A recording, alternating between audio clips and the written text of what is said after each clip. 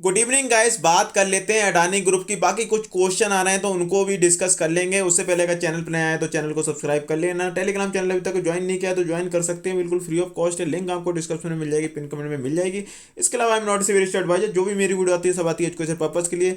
फटाफट से पहले थोड़े से क्वेश्चन ले लेते हैं, क्योंकि क्वेश्चन का जवाब देना बहुत ही जरूरी होता है। क्योंकि इससे भाई जो साइकोलॉजी होती है, जो भी इन्वेस्टर है, चाहे वो रिटेल इन्वेस्टर हो चाहे बड़े इन्वेस्टर हो, साइकोलॉजी को स्ट्रॉन्ग करना बहुत ही क्या कहते हैं ज़रूरी होता है। अगर आप स्टॉक मार्केट में हो किसी भी तरीके से, चाहे आप एज ए लॉन्ग करते हो, एज ए आप पोर्टफोलियो बिल्ड कर रहे हो, चाहे एज ए शॉर्ट टर्म में कर रहे हो, तो वो सबके लिए साइकोलॉजी आपको किस तरीके से रखनी है तो उस पर मैं थोड़ी सी बात करूँगा। थोड़े जो क्वेश्चन है उनके जवाब देने की कोशिश करूँगा अपनी तरफ से। कभी कभार मैं भी मेरी जो प्रेडिक्शन है वो भी कभी कभी गलत हो जाती हैं। मैं भी कोशिश करता हूँ बहुत सारे जो मेरे पिछले एक्सपीरियंस है उनसे उनका एक मर्ज करके उनको, और काफ़ी सारे डेटा पॉइंट इकट्ठा करके एक अपना व्यू बनाता हूँ, आपको पता ही है। तो थोड़ा पहले बात कर लेते हैं धीरज धवन जी क्वेश्चन का। अडानी नहीं चल रहा है, समझ आता है 1 साल से। बाकी भी कुछ नहीं चल रहा है। TCS, Elxsi, LTIM, Tata power, motor, Deepak सब के सब पड़े हैं। ये तो फंडामेंटल स्ट्रॉन्ग है, कुछ भी नहीं चल रहा है पोर्टफोलियो में।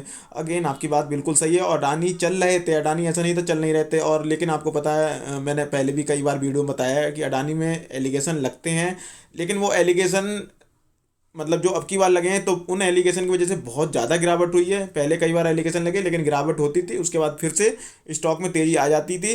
5-6 दिन 10 दिन गिरावट हुई, उसके बाद फिर तेज़ी आ गई। ऐसे कई बार हुआ है, बट अगेन इस बार कुछ ज़्यादा ही गिरावट हुई है तो थोड़ा सा वेट एंड बहुत ज़्यादा करना पड़ेगा, यही कह सकता हूँ। बाकी कंपनियां जो भी अडानी ग्रुप की हैं ओवर वैल्यूड थी, ये तो मुझे भी पता है। और मैंने पहले भी जब ये काफ़ी काफ़ी भाग रखे थे, अडानी गैस 4,000, ट्रांसमिशन 4,000, तभी मैंने कहा था कि बहुत ज़्यादा ओवर ओवर वैल्यूड है।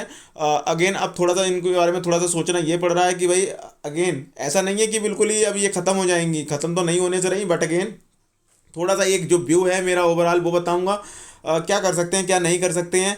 बाकी की कंपनियां अच्छी हैं, TCS, एलेक्सी, LTIM, चाहे टाटा पावर, मोटर, दीपक नाइट्राइट सब अच्छी हैं। बट अगेन मार्केट में आप देखोगे तो 2020 से 2021 के टाइम में मार्केट ने बहुत ही ज़्यादा रिटर्न दे दिए थे। आप निफ्टी भी देखोगे तो 15-16 हज़ार 17 हज़ार भाग गया था। उसके बाद एक साल 2021-22 और 2022-23 पूरा फ्लैट रही है मार्केट ही। निफ्टी भी देखोगे तो पिछले साल भी 18 हज़ार का हाई लगाया, इस साल भी 18 हज़ार हाई वो तोड़ा नहीं है। उससे पिछली साल ही मतलब 2021 में ही 18 हज़ार लगा दिया था, 2022 में पूरा फ्लैट रही है मार्केट। तो रिटर्न आपको ज़्यादा देखने को नहीं मिलेंगे। अगेन IT सेक्टर में काफ़ी वैल्यू थी, LTIM, LTTS काफ़ी सारे स्टॉक थे, तो मुझे लगता है बॉटम बन चुका है। IT सेक्टर में आने वाले टाइम में तेज़ी दिख सकती है। ऑल दो कुछ रिसेशन की बातें US वगैरह में चल रही है, तो US में रिसेशन में भी हो सकता है 1 साल 2 साल चले, लेकिन यहाँ इंडिया में ऐसा कोई रिसेशन मुझे आने की संभावना दिख नहीं रही दूर दूर तक। तो ये तो हो गई थोड़ी ज्ञान की बातें।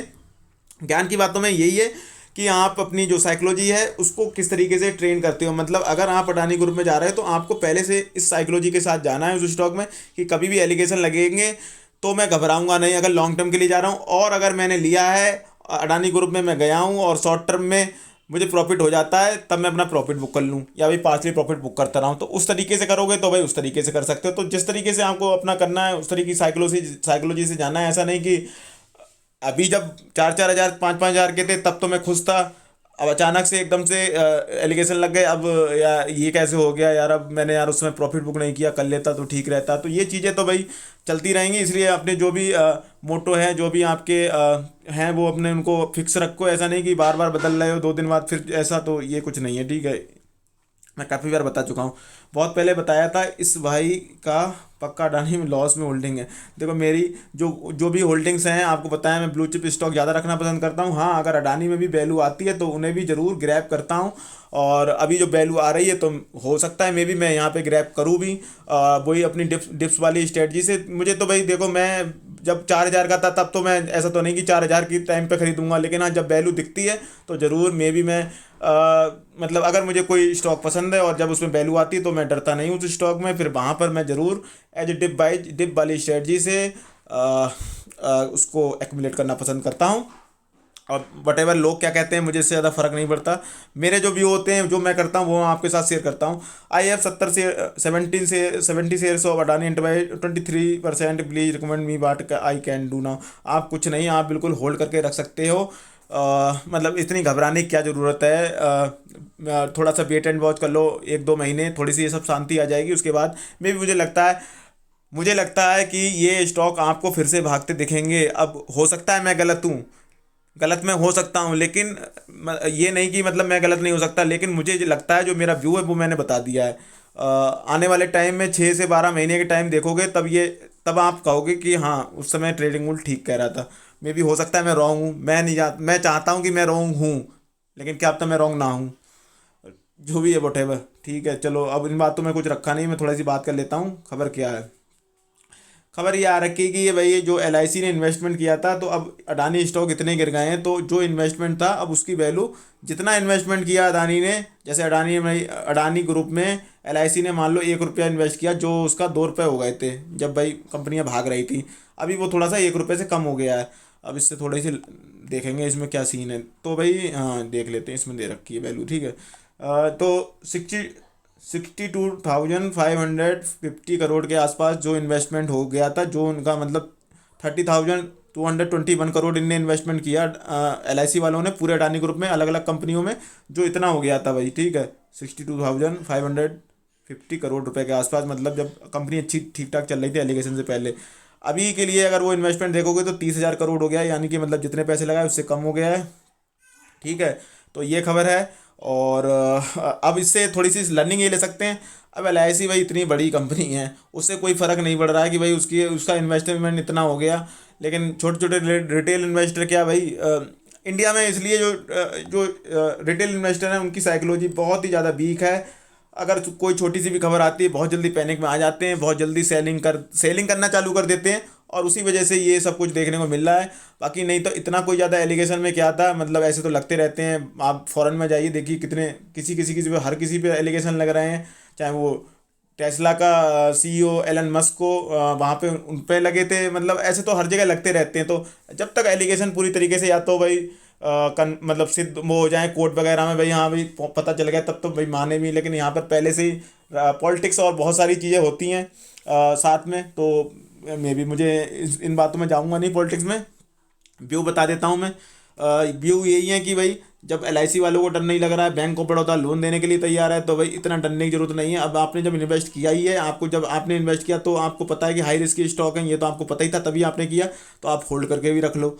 और होल्ड करके रख सकते हो चाहे अडानी पावर को। बेबी देखो, मुझे नेगेटिव खबर कोई आज भी नहीं मिली। मुझे तो ऐसा लगता है पर्सनली, मेरा व्यू ये है कि कभी भी इनमें सर्किट ऊपर की तरफ लग सकते हैं। कोई भी एक छोटी सा ट्रिगर, कोई पॉजिटिव खबर का कोई आएगा, तो इनमें कभी भी लग सकते हैं। अब मे भी वो अगर कल सुबह आ जाए, मे भी हो सकता है वो परसों आए, वो मुझे नहीं पता। परसों तो चलो मार्केट बंद रहेगी, सैटरडे है, कल फ्राइडे है, लास्ट दिन है, तो मे भी मुझे लगता है कि आने वाला है, जल्दी आने वाला है, तो थोड़ा सा होल्ड करके रख सकते हो। सेम ATGL में भी, अंबुजा सीमेंट में अगर बात करेंगे तो अंबुजा सीमेंट में अगर बात करेंगे तो अंबुजा सीमेंट में ज़्यादा कोई गिरावट देखने को नहीं मिल रही। तो मुझे तो ऐसा लगता है कि वे इसे अकोमोडेट कर सकते हो सीमेंट सेक्टर में अगर जाना चाहते हो। और कोई ज़्यादा इसका लेना देना भी नहीं था, बट अगेन आपको पता है लेना देने से कुछ नहीं, वो तो पूरे ग्रुप में ही जब गाज गिरी है तो भाई किसी में भी गिरावट आ सकती है। सेम अडानी बिल्मर में भी मेरे व्यू हैं, अच्छे व्यू हैं, मतलब मुझे तो अच्छी पसंद है काफ़ी अडानी बिल्मर भी।